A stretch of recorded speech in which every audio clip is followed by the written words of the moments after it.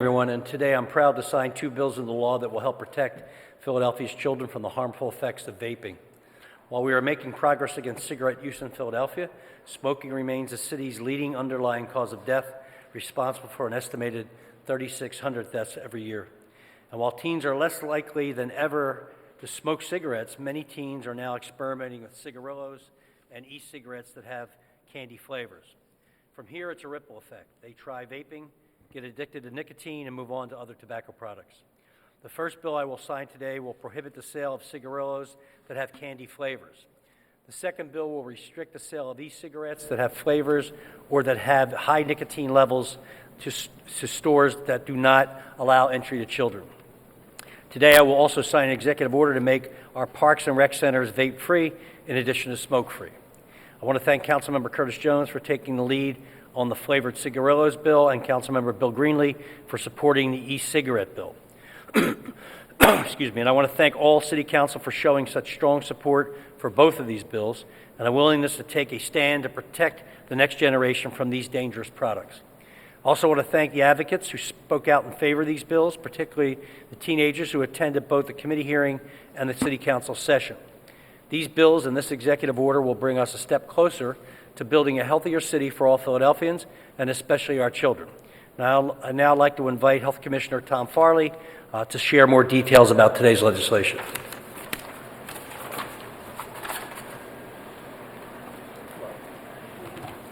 Good morning, and thanks for coming.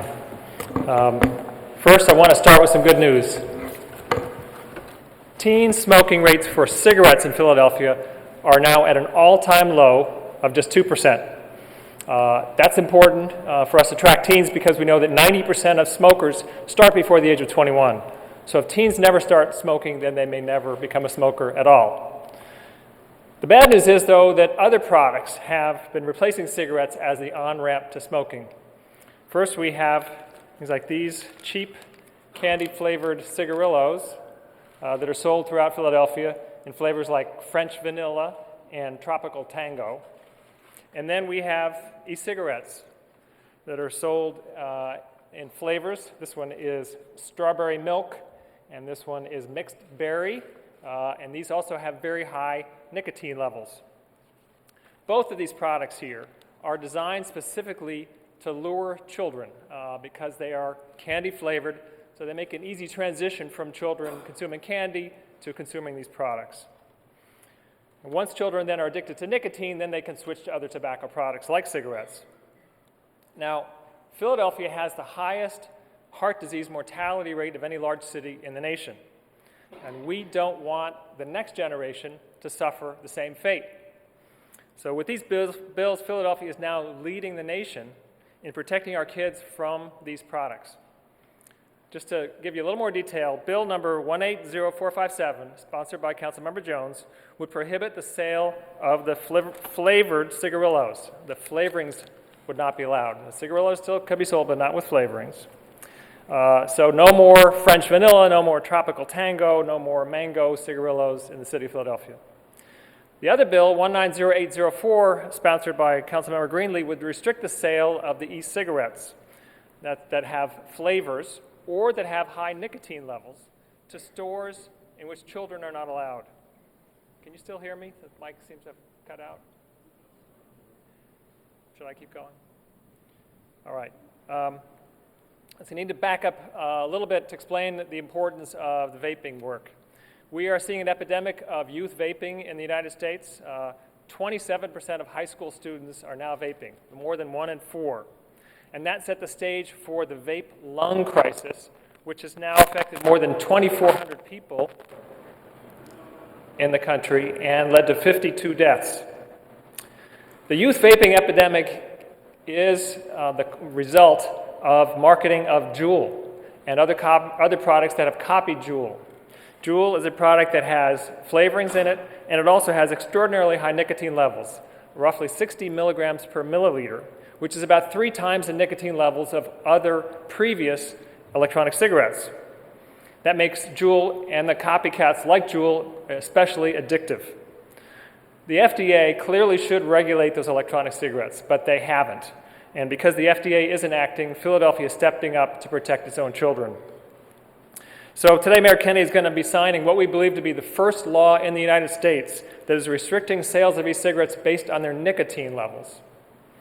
Under Bill 190804, any store with a tobacco sales permit can sell electronic cigarettes that are not flavored and that have nicotine levels below 20 milligrams per milliliter. But stores that enforce an adults-only policy where no minors are allowed to enter the store can continue to sell the flavored products or the high nicotine products. Let me talk just a little bit about enforcement of these policies. The flavored cigarillo bill we will start to enforce after a 60-day notification period where we'll be educating retailers about their responsibilities. The vaping bill 190804 is a little more complicated, so we need to clarify the policies about what products are allowed and what products are not be allowed in the regular tobacco retailers, and the policies for being an adult-only store. So there will be a 3-month period in which we will be educating, and a 3-month period in which we will be issuing warnings to stores that are out of compliance, after which we will begin the ticketing. Let me be clear, though, that tobacco retailers who violate these policies repeatedly risk losing their tobacco sales permits. And that depending on the region of the city that they're in, they may not be able to get those sales permits back. So then just a word to smokers who may be hearing about this message. Just to remind you that the FDA has not approved any of these products, any of these electronic cigarettes, as smoking cessation devices. We don't know that these are safe. There are other medications and other devices that are proven to be safe and effective for helping smokers to quit. So if you're a smoker and you want to help quitting, go to call 1-800-QUIT-NOW, and you can get lots of information about how to use safe and effective devices to help you quit. Now I'd like to introduce our 2 council members who are so courageous in sponsoring these pieces of legislation. First, Councilmember Curtis Jones, who sponsored the flavored cigarillo bill.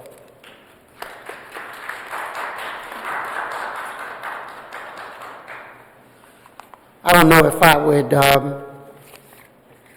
quite categorize it as courageous. I remember a year or so back when we were being threatened, Mr. Mayor, with our funding if we pursued the prohibition of flavored cigarettes, tobacco, and things like that by our counterparts at the state level. And Dr. Farley and you courageously decided that we would continue along this. That is what I would call courageous. For me, it started not as a council person, but as a pop-pop, meaning my grandfather duties taking my granddaughter to school. One of the things I had to do was find her some lunch. And in doing so, I had to stop at a neighborhood store between my home and her school, and every store that we went into, the flavored tobacco was conveniently showcased right next to candy. And in fact, if you looked at where they were placed, you could get confused about Skittles and mango. And it became clear to me that it was a subliminal way of trying to induce our children into bad habits. And so Dr. Farley and the mayor asked me to be a part of this effort, and Bill Greenlee, who has long been a champion of these kinds of things, I joined his band of merry councilmen and women, and we fought the fight. So here we are today. I am very proud to be a part of it. My parents, my mother and my father, both died from tobacco-related illnesses. And this was before we had the advanced health information related to that. So in some small way, I feel a little better about where we're going as a nation, as a city, because of what my parents had to go through. And so I'm thankful to be a part of this. Thank you.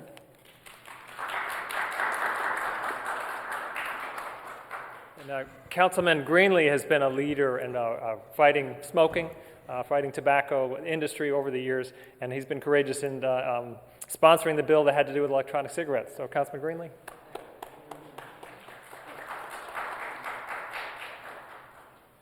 Thank you, Commissioner. I think one of the most important things as legislators we need to do is look out and protect the health of people, particularly the health of young people.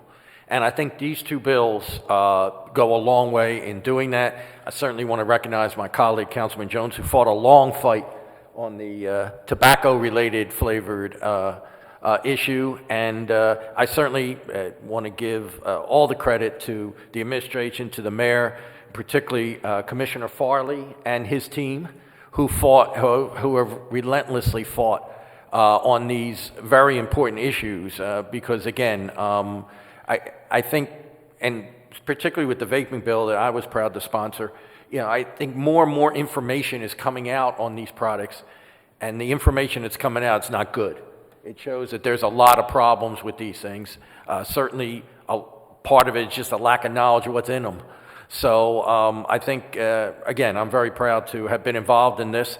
I'm glad that one of the last bills, I think it was actually the last bill I would have sponsored, is this bill.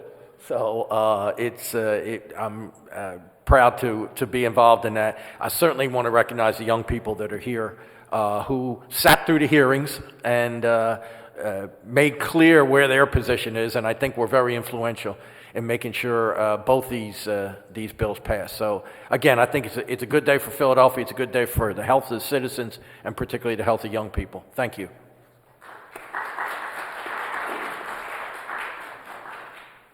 And now, as you heard, there were youth here from the Advocacy Institute, which is a part of the Health Promotion Council. They train the youth to make sustainable community changes through policy and community change and social media advocacy. And they want to present a little token of appreciation to the mayor and to the council members. So I'm going to invite the youth up to present their award. Who's going to take the lead? Come on, guys. Come on up. All of you.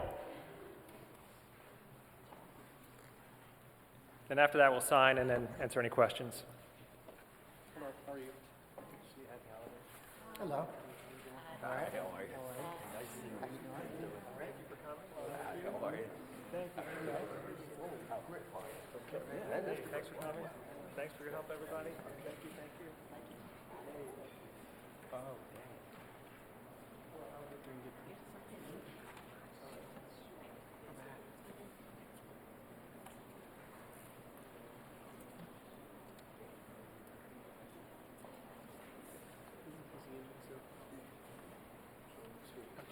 Give it to the mayor and the councilman. Okay, thank you.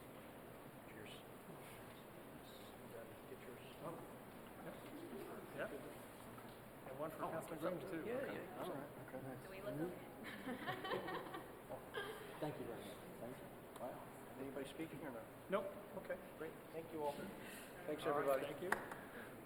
Now you can You sign. guys didn't go shower. Yeah.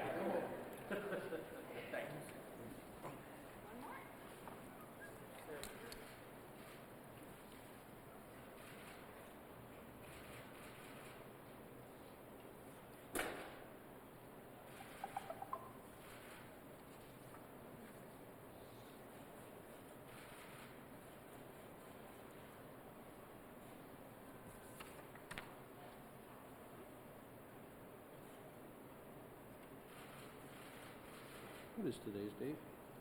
18th. Week before Christmas. I know I haven't shopped at all. Okay, thanks, everybody. All right. Thank you.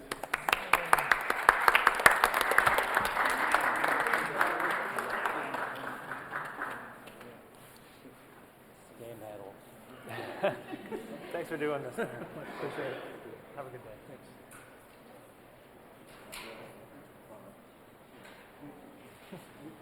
Take it away. Thank you.